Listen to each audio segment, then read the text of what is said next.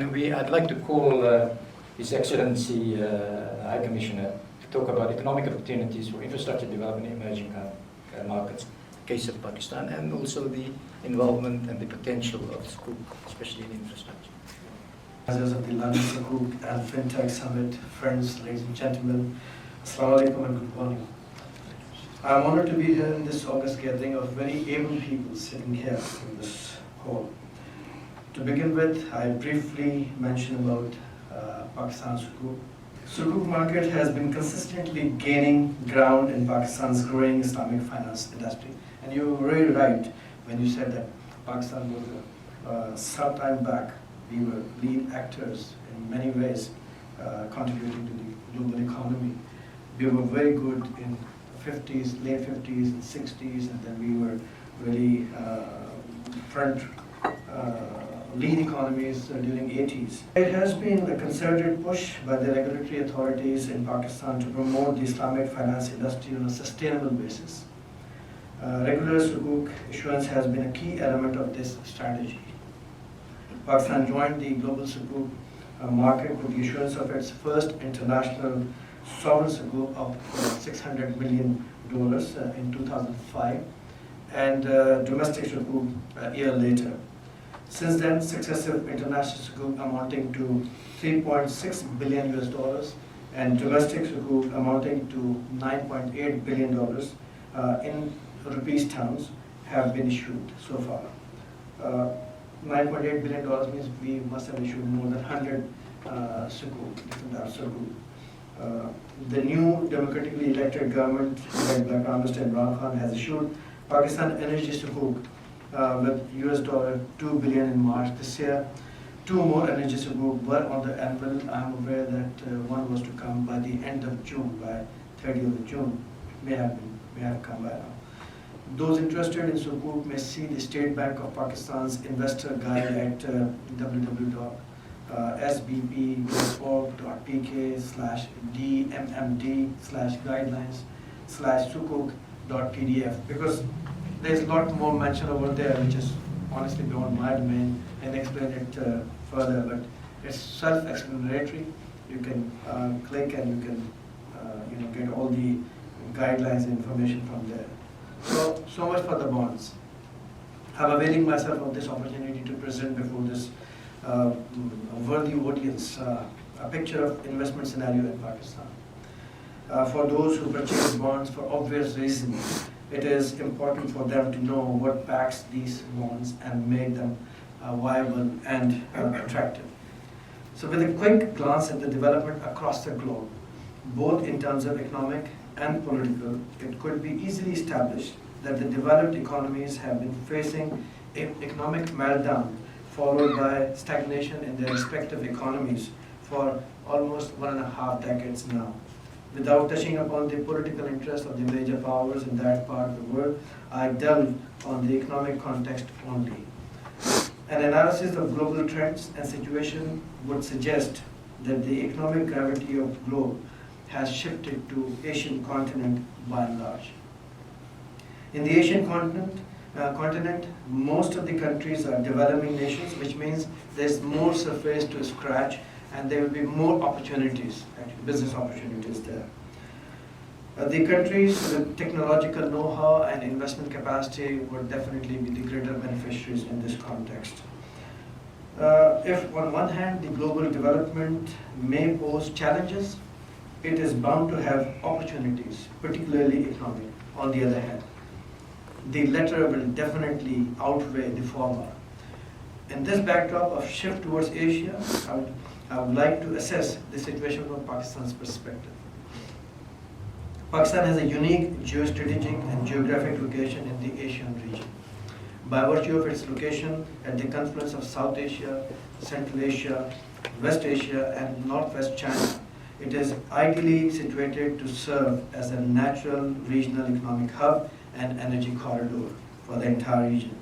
In the past, Pakistan has served as a political bridge between the West and the East, a role that particular region where Pakistan is situated now has played before Pakistan's existence as well, more so in the political and strategic sense. But this time, The context is purely economic.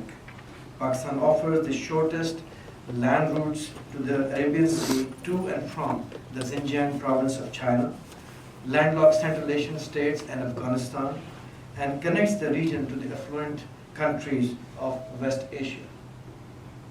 The shift in the global economic focus to the region of Pakistan location has evinced keen interest of a number of affluent countries to invest in Pakistan.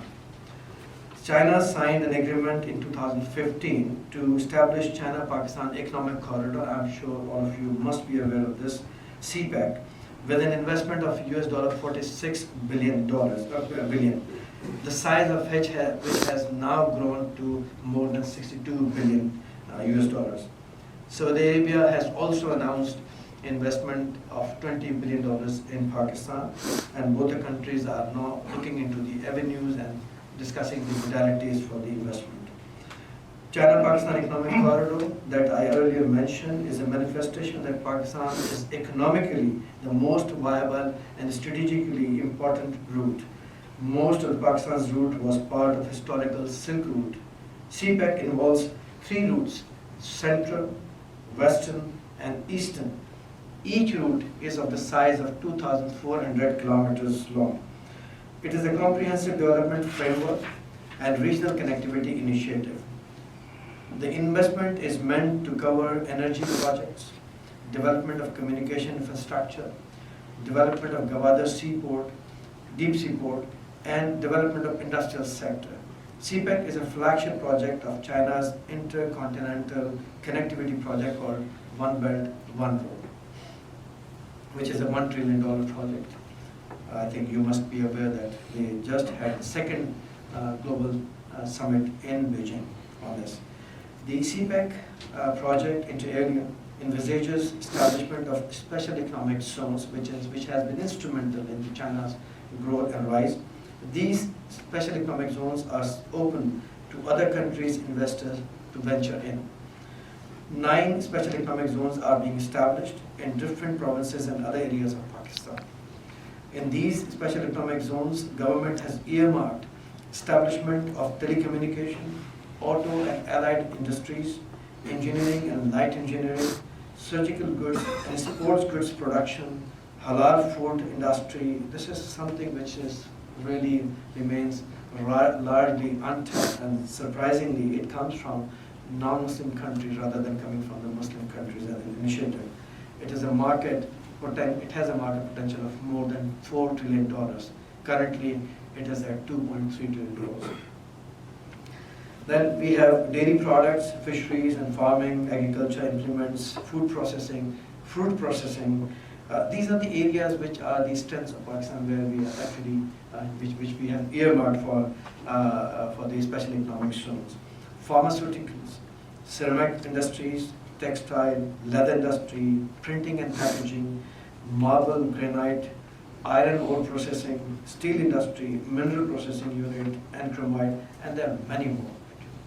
So we would be willing to share with you all the details of these special economic zones should you get interested in investing and venturing into those areas.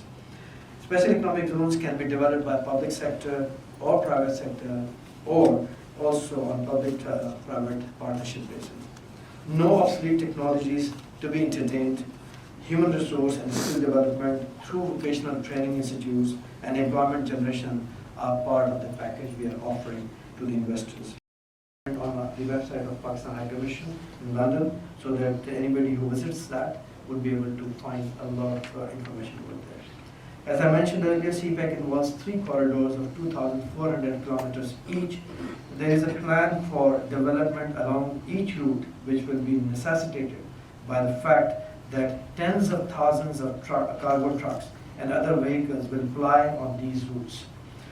There will be requirements, and it should not need an Einstein mind to imagine what those requirements could be. Various infrastructures, services sector, emergency services, markets, health and medical units, recreation places, etc. are some of many to cater to the basic needs related to the vehicles and those who are in the vehicles. to mention the least. The concept of smart cities will be instrumental on those 3 routes. In a nutshell, there will be loads of investment and business opportunities for those who want to venture into Pakistan in the business sector. Pakistan itself is a market of 220 million consumers, around 120 British companies, and collectively multiple hundreds of international companies, foreign companies have been reaping the benefit of economic potential for decades in Pakistan. Pakistan is also bestowed with some of the world's largest reserves of gold, copper, gas, coal, precious gems and stones, and numerous mineral resources ready to be explored and exploited. Being a developing economy, just like many in the Asia-Pacific region, there is ever-increasing demand for energy for its developmental needs. The government of Pakistan has identified numerous projects in the oil and gas sectors pertaining to onshore and offshore exploration, establishment of oil refineries, acquisition of oil tankers, construction of oil storage facility, and pipelines. Besides Chinese investment, some of the key countries, as I mentioned, Saudi Arabia, other than Saudi Arabia, UAE, Qatar, Malaysia, Turkey, and some of the EU member countries have also shown keen interest, and they are actually working there in many areas, especially in the energy sector, to invest in Pakistan's priority sector. Now, what are those priority sectors which these countries see? One is the agro-based food and industry, value-added textile, tourism, IT sector, light engineering, and logistics. I'm not going to touch upon all these sectors, but briefly mention about IT sector and to some extent the agriculture sector, and touch upon the tourism sector. Pakistan's IT sector has a promising future, brimming with talent and with potential to become the largest export industry of the country, currently from US $3.5 billion to potentially $20 billion US dollars. So make a move today to claim your share of the windfall that will come your way. Pakistan is a preferred source of software developers, programmers, designers, and BPO specialists, and ranked 3rd most financially attractive location in the world for offshore services. The global enterprises like Bentley, Siglum, IBM, Mentor, Graphics, S&P Global, Symantec, Teradata, and VMware, to mention a few, have established consulting services centers, research and development facilities, and BPO support services centers in Pakistan. These are the things which are not really known to the world. What we see, or what you see actually, Pakistan is through the prism of what appears in the media. So you actually get deterred to actually look at Pakistan or even think about Pakistan in terms of investment and exploiting the business opportunities. To please remember this thing, that those who are behind this, creating that smoke screen are actually the beneficiaries because they know where to venture in. So there are more than 6,000 IT and allied companies currently registered. Pakistan is ranked as the 3rd most popular country for freelancing in the online labor index published in July 2018 by Oxford Internet Institute. Emerging technologies, we are welcoming that. I'm working also to take some of the lead universities from UK to Pakistan. You rightly mentioned that the coming years will be dominated by the technologies like AI, blockchain, Internet of Things, and so on and so forth.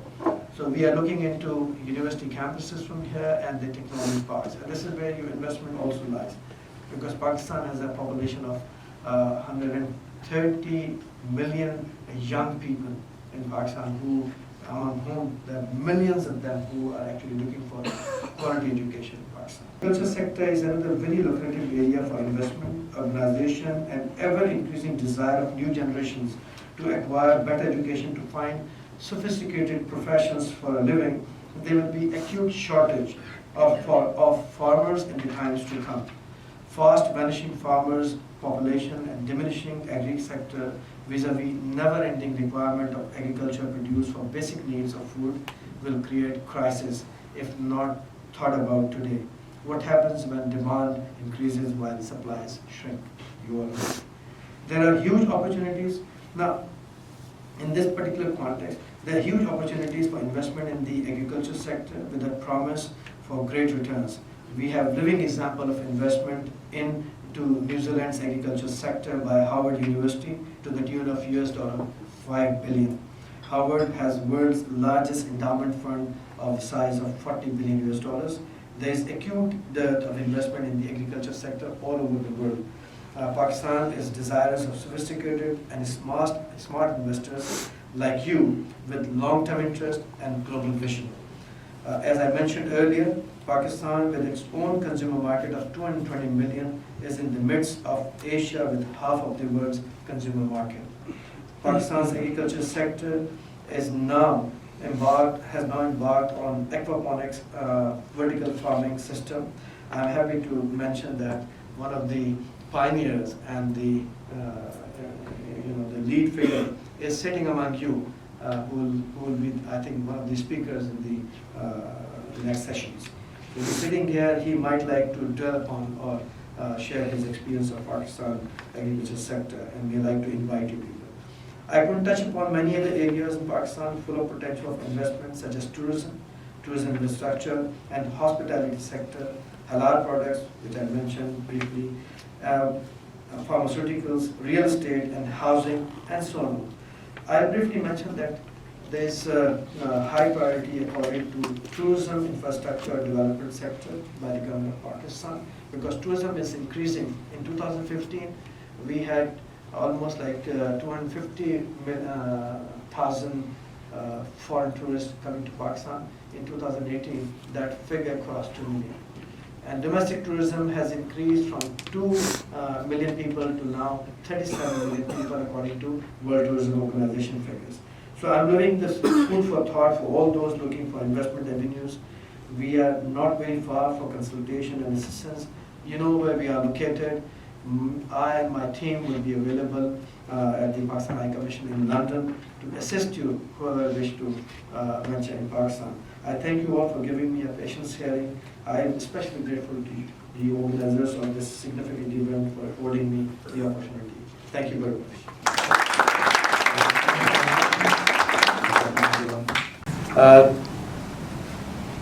As we have all known that how Pakistan came into existence in 1947, and it has actually made an impact on the world as an emerging economy during early 60s, and in making an impact in a manner that in 1980s we were ahead of the Asian tigers in 80s, and Pakistan was actually cited as an economy to be copied.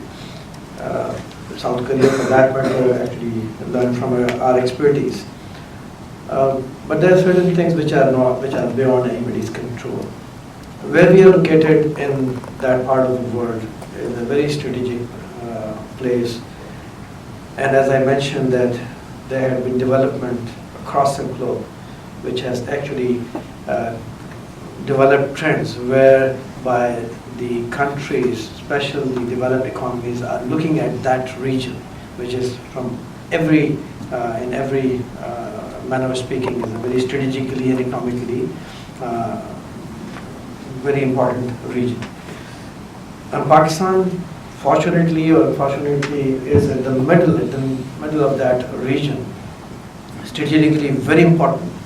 But we are looking into from that area that where we are located, how we can cash in, how we can be instrumental in making the region and the people in that region to benefit from Pakistan's strategic situation, whereby Pakistan can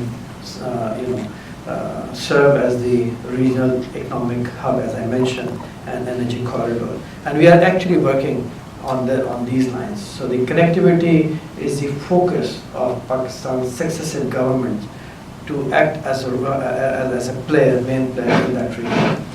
So this government actually is complete, because we know that it is the driving force behind in every segment would be the economic strength of the country. So this new government of Prime Minister Imran Khan is fully focused on the economic, exploiting the economic potential of not just Pakistan, but also the adjacent regions. You may have seen a lot of activities going on with that. But there are challenges, of course.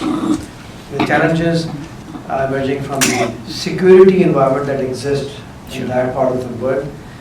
If you look at from Pakistan context, we have been able to, alhamdulillah, overcome security challenge to a great extent that we have been able to drive out those who had caused more than $120 billion of economic losses to Pakistan and cost 70,000 lives of innocent Pakistanis over there. You'll be happy to know that among these casualties, there were hardly any foreign casualties.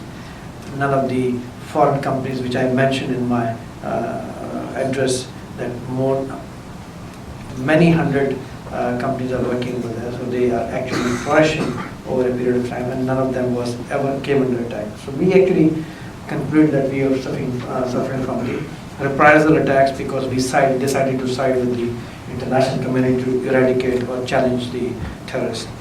Having said that, I mentioned that we are focusing on the special economic zones where we see a lot of opportunities for those who want to venture into Pakistan. Tourism is one sector where we see a lot of, and we see actually emergency in that sector, and anybody who wants to venture in that sector, early bird would be the beneficiary in this context.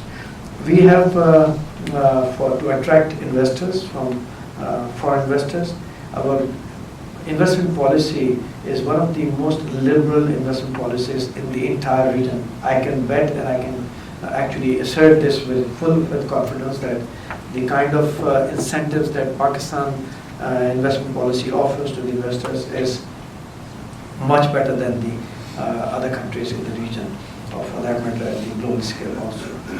I think to answer your question. High Commissioner, the $64 million question which the bankers, the investors and the other lot here, the lawyers and whatnot, are interested in this. What is the commitment of the government of Prime Minister Imran Khan to Islamic finance in Pakistan's economic and debt management or public debt policy?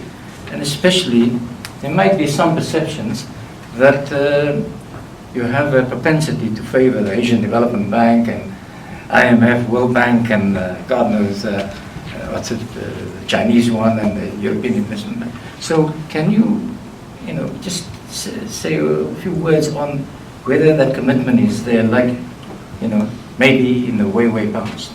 Well, I think any country's commitment comes with the legislation.